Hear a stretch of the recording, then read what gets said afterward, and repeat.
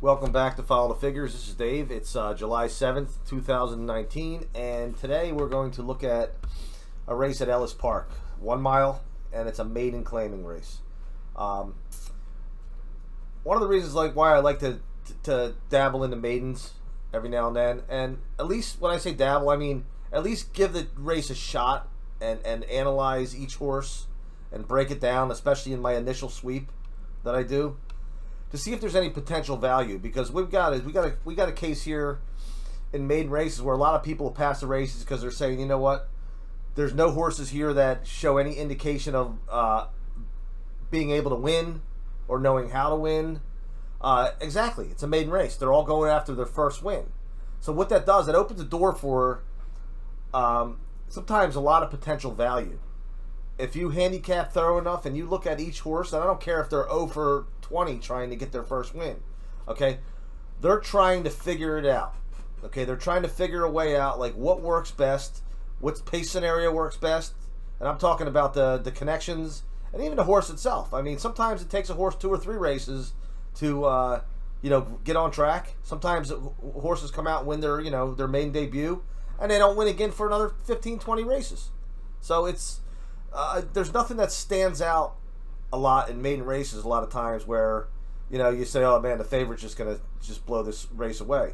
And if it does, during the initial sweep, you pass the race. But a lot of times I look to beat the favorite, especially in the maiden races. So what we do is I'm going to spend a lot of time today on a thorough analysis of my initial sweep on all these runners here. There's 10 horses. There's no scratches, but I've eliminated a couple of them, and you'll see why.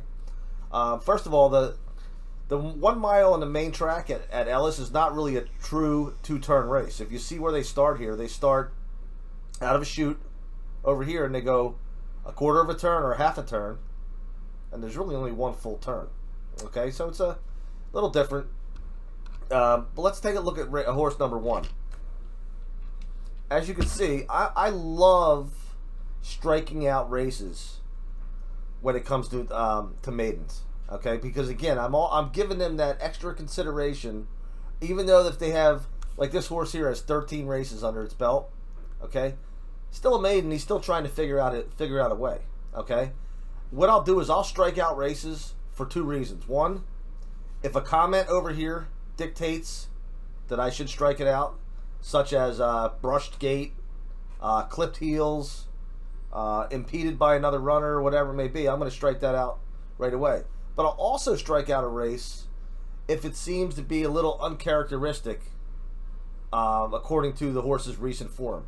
If I look 2 back here, and I know it was a 6 furlong race, okay, this horse here had a stretch move, okay? And again, sometimes with maidens, you have to look for the smallest things to give the horse a little bit of credit. I see 15-1 morning line, and I see a stretch move 2 back, okay? Last race, horse was in the tank. I'm going to toss that race, and I'm going to use that 6 furlong race right here as a race that I'm going to get my figures off of when I finally get my figures, and I'm going to make it the race that's going to, in a sense, for lack of a better way of saying it, the race that's going to count for this horse, okay? Because right now, it seems like when we got to that race right there, it seems like the horse kind of started to find a way, figured it out, started to figure it out a little bit, lost by 3/4 of a length, came back, threw in a clunker. I'm tossing the clunker, and I'm going to consider that horse. The 2 horse, okay? I saw this horse, and I said, oh, 46 flat. Early speed. It's probably going to have the lead. Ooh, we got a clash dropper.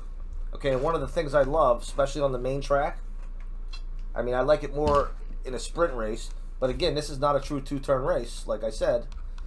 I love drop-down speed, okay? I love early speed that's taking a drop in class.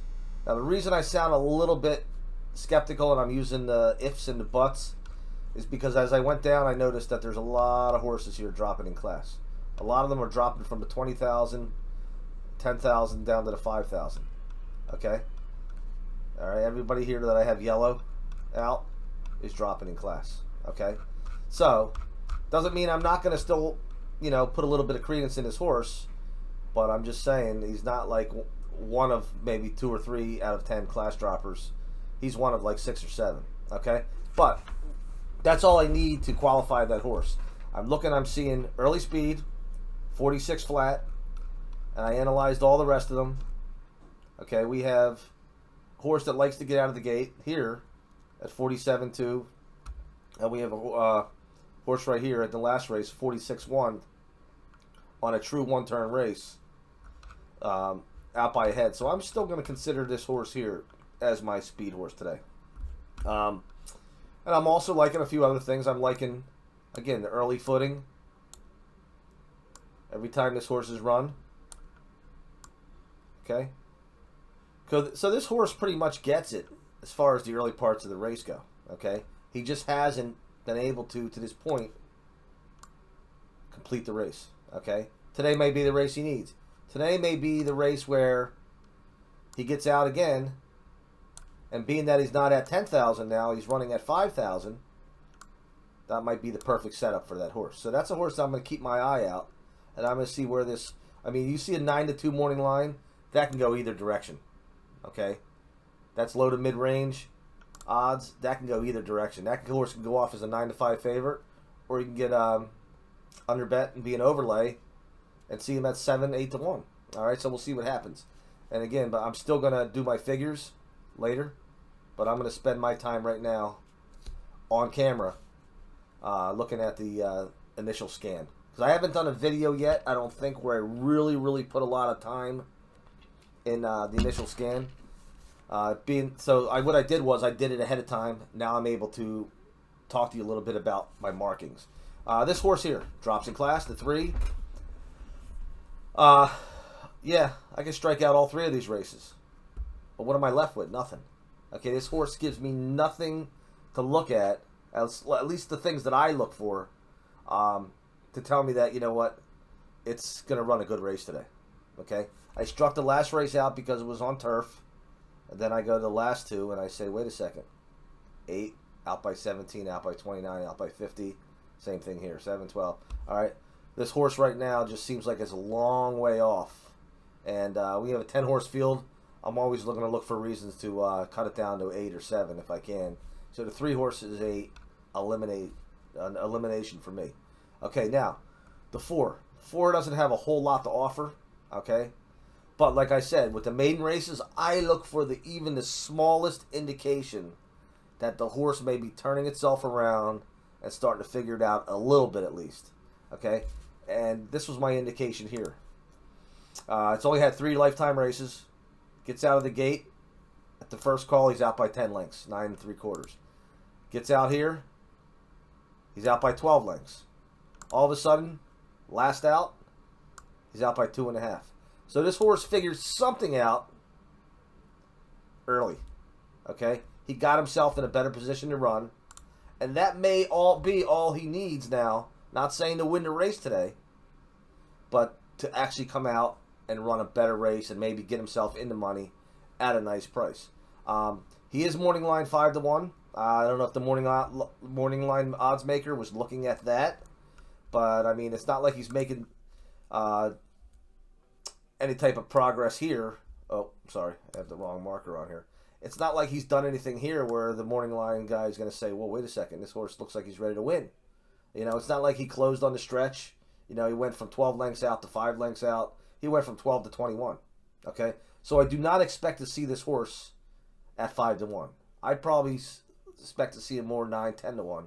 All right, but we'll see where it goes, and we'll see when we punch our figures in what happens as well. Okay, the 5. The 5 horse I'm just going to obviously consider simply because of the early footing here. All right, this horse knows how to get out.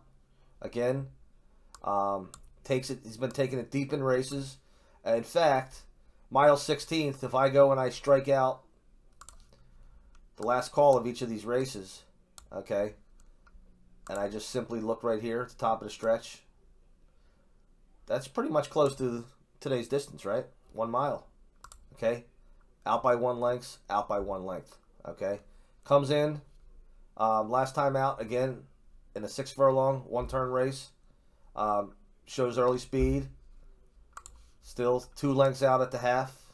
even 4 lengths out, top of the stretch, okay? This horse here can and probably will compete today. All right, so I'm going to move on to the 6th. Here we have a first-time starter, okay? And a first-time starter, I know there's a lot of people that have different theories and different opinions on first-time starters.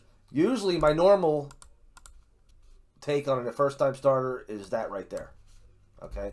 But I'm going to avoid that right there simply because, again, this is a race where I'm kind of, with the exception of a couple horses that have a legitimate, for most handicappers, would have a legitimate argument.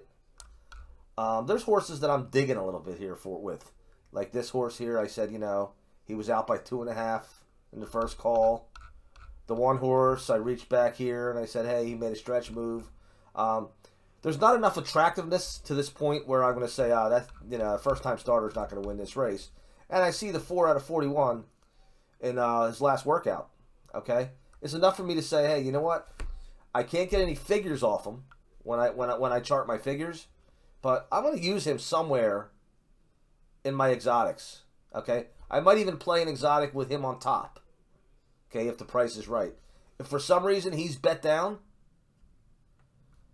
I'm going to look at it the opposite way. I'm going to say, you know what? He's a first-time starter. I'm going to look to beat him. Okay, I'm going to look to beat him. I'm not going to play him on top or play him to win at a 3-to-1 price. If I get beat by him, I get beat by him. Number 7.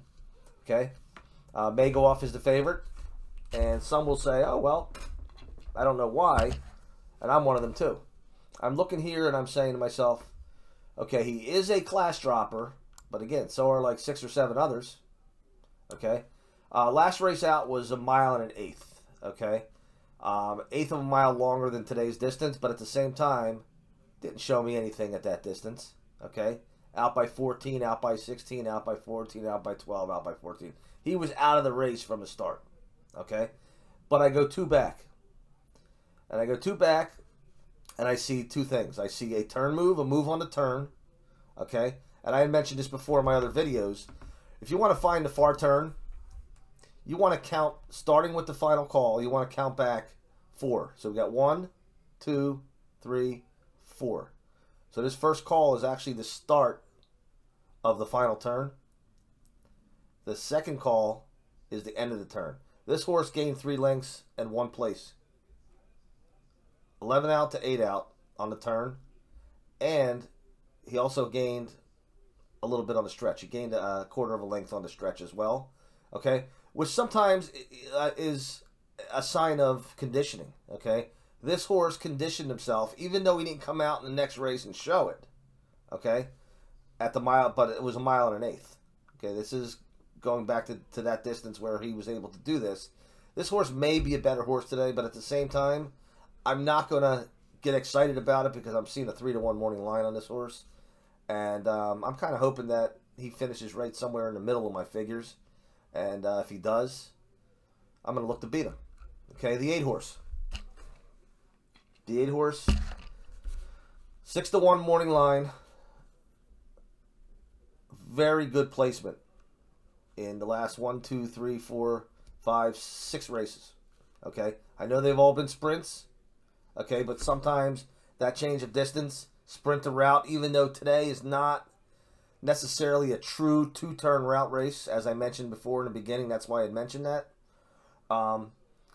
Sometimes just the added distance will make a difference. Okay, and again, this horse gives me a lot to look at when it comes to his placement all the way up to the top of the stretch. Okay, with the exception of this race right here. Okay, this race here, he kind of threw in a clunker come the top of the stretch. But again, toss it. Look at the rest of them. Number 9. Okay, here's the deal with number 9. I see 3 clunkers. I see 3 comments. Slow start, broke slowly, broke slowly. So I see a little bit of a pattern here. This horse doesn't run very well out of the gate. Okay. So there's nothing else to look at, really. I mean, he's dropping in class, but again, so are 6 or 7 other of them. 6 or 7 other of them. So I'm going to throw the 9 out as well. And then the 10, for the same reason. I could strike this race out. I go back, oh, I got to strike that. without 2. I got to strike the third one out. I'm left with nothing. And I have 3 horses that I am eliminating.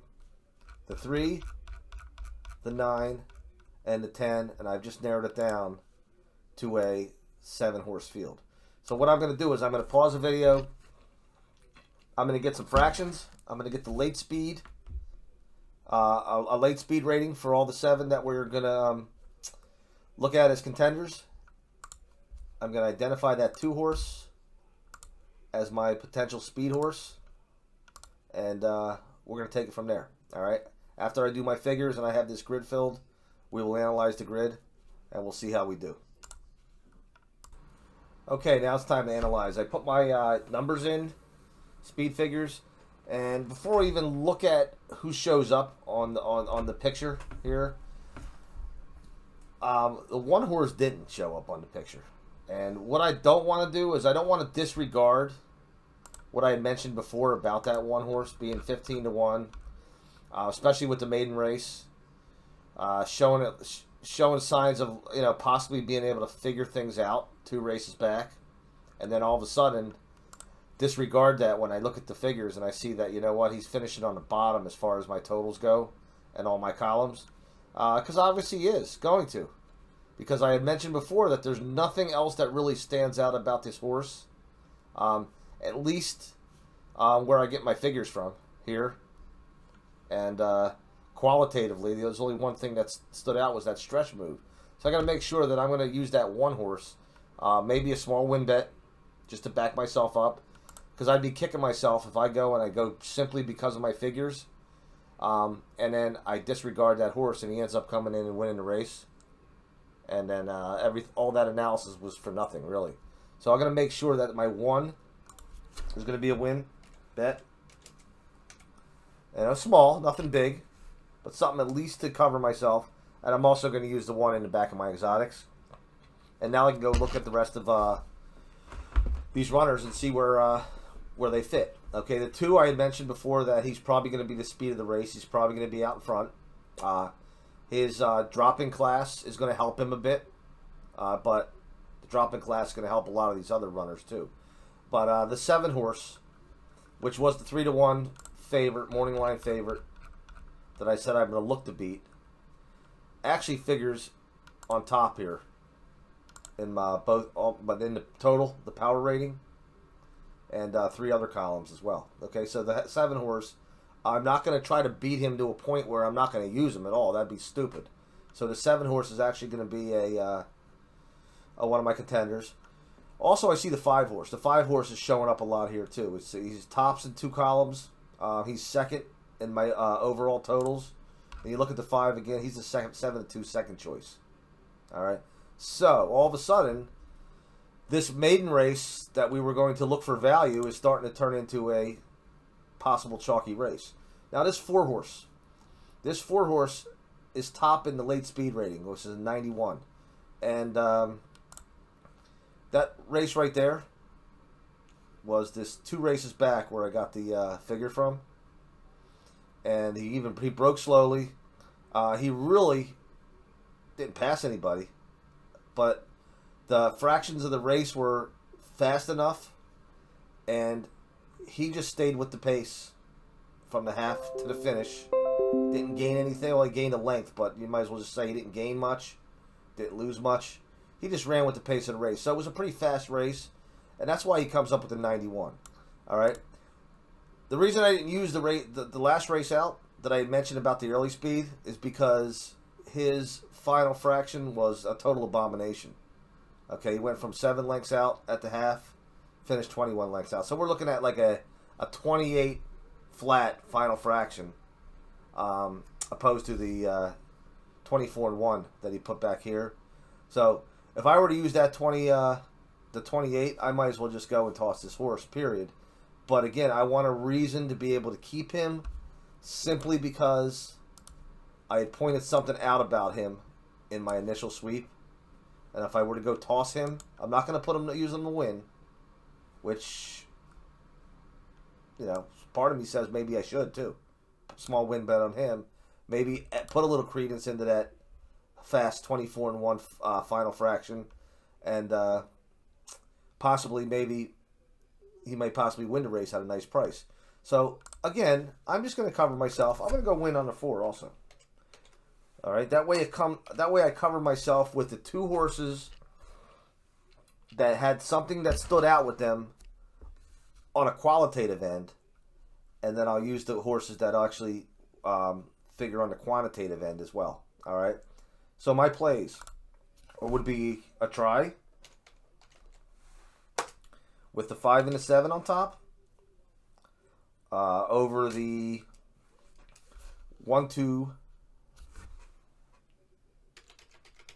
1, 2, 4, 5, 7, over to 1, 2, 4, 5, 7. Exacta. If I'm going to play Exacta, I'm looking to hit $12 Exacta for $1. I want some value, so I'm going to go the other way around. I'm going to go with the 1, the 4 on top, just in case, over the 1, 2, 4, 5, 6. That first time starter. Like I said, I'm not going to use them to win, but I'm also going to use them in exotic plays too. I'm also going to use them. I'm not going to use them to win. I'm sorry, but I'm going to use them in exotic plays, and we'll throw them in the tail end of this try as well. All right, so let's go small win bet. Let's say $5.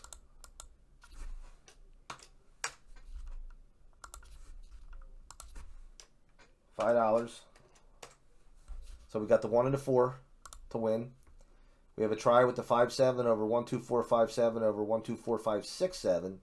And we also have an exacta wheel, 1, 4 over the 1, 2, 4, 5, 6, 7. All right.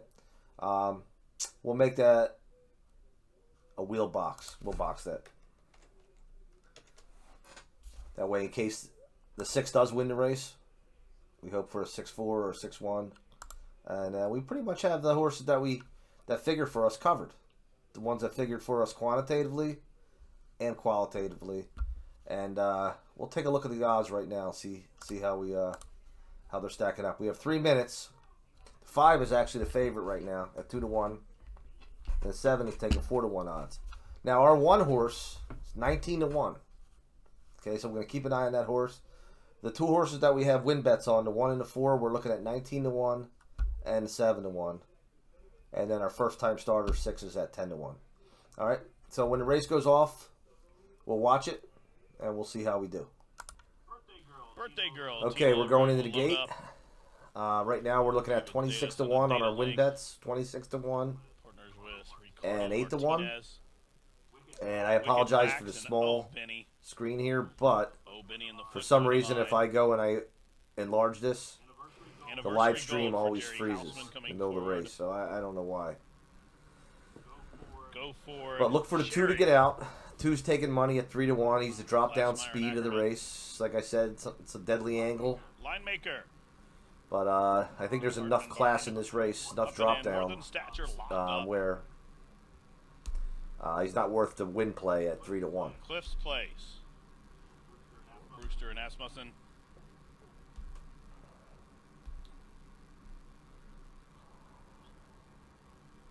Our best bet would be a 1-4-6 finish here. And happy-go-lucky to the outside. They're at the post. I think, right? They are off. Data Link jumped well. Also, Line Maker displaying speed. And from the extreme outside, there goes Cliff's Place. Also joining the front ranks now, Go for Sherry. So a solid opening tempo here as they head around the turn. They straighten up for the backstretch run, and it is Line Maker who has cleared off on the lead now. Line Maker shows the way up the backstretch run in front by just about the 2. 4. Cliff's Place races to the There inside. we go. For Sherry, they're 2nd and 3rd, and a length in front of the pair of Wicked Max and Happy Go Lucky. As they continue the race up the backstretch, David's Data settles along in 6th, about 7 or 8 13-1. Come on, 4. Take it all the way. Golden Jordan Game 6 is out wide, and the 2 back markers are Oh Benny and More Than Stature. They head up the backside, and they're almost to the half-mile pole. The first quarter was 23. in 1/5 seconds. It's Line Maker and Channing Hill putting up the numbers, but here comes Cliff's Place and moves a closer second. And meanwhile, Gopher Sherry is being turned upon to keep pace from third. 4 wide. Here comes a bit from Happy Go Lucky, who moves wide in that far turn run. Meanwhile, Wicked Max is a waiting room along the rail, and Wicked Max is full to run. Just needs a hole to open up as David's Data's out in the parking lot. The half mile 47 and 1/5 second. Comes that one on the outside. The turn. They leave the quarter mile pole Come behind. on, baby. Into the inside, it's Cliff. Come on at 50 to 1. Come on, one. Now as they have something.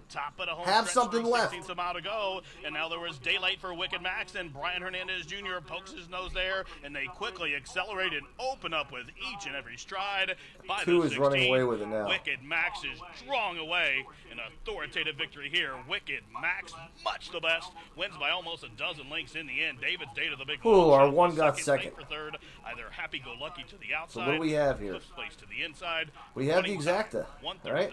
We had 2. We didn't have the 2 to win the race, but we had the Exacta, and good thing we boxed it, because the final placing was 2-1, and 2-1 on the Will Pays. We just got ourselves a $144 Exacta for $1. We'll take that any day. So I'll be back when the payoffs. See how we officially. Happy Go Lucky to be 2-1-10-5. Okay, so one of our horses that we eliminated 2 to 1 over actually came out 65 to 1. All right. Over So therefore, the next time, if we were looking at this race, that 10 horse would now give us a reason to actually include him, because now, instead of looking and saying toss, toss, toss, and not have anything else to look at, now we're going to have a race, and he's obviously not going to go off at 65 to 1 next time out. But I just couldn't include that horse. All right, so I'm kind of happy that it didn't finish 7-1, 10, because we would have been pretty much, or 7 or 5-1-10, because we would have been screwed either way. Then we wouldn't have had the we would have had the Exacta, but we wouldn't have had the try. I mean, anyway, so we made out pretty well. We have a 2-1 Exacta with a 50 to 1 shot in second, and again, there was just 2 races back. Horse showed an indication that, you know what, he's starting to figure it out. Strike the last out, and he gets overlooked, and he goes off at 50 to 1. And honestly, if something happened with that too, we're a disqualification away from 50 to 1 shot winning a race and actually having win money on that horse. So again, let's see the official payout, and then we'll say goodbye. Presentation representing Rockhouse on the River, Justice Floyd, and making the presentation to the winner of the Barn of the Week is Janetta McNeil. Congratulations to. So if anything out of this video, hopefully Janetta you got McNeil. a chance to look at the kind of Couple of times. intricacies Appreciate her that you can look for. dedication and hard work Even on the backside. smallest Again, indication Janetta McNeil, congratulations. might give you an idea that a long Winner of shot's the certificate about Rockhouse to on the break River, out. presented There we by go. We got a Justice 2-1 Floyd. Exacta The for a prices are buck. up for the opener. The winner is 144.30. $664.23. The Exacta We finished for a on the buck, plus side easily in that race. $24.30. The try with a 2-to-1 And shot on top, until next time, thanks for following. $561.10. Take care. And the Superfecta And good continues luck with to your the favorites in the handicapping. sequence. 20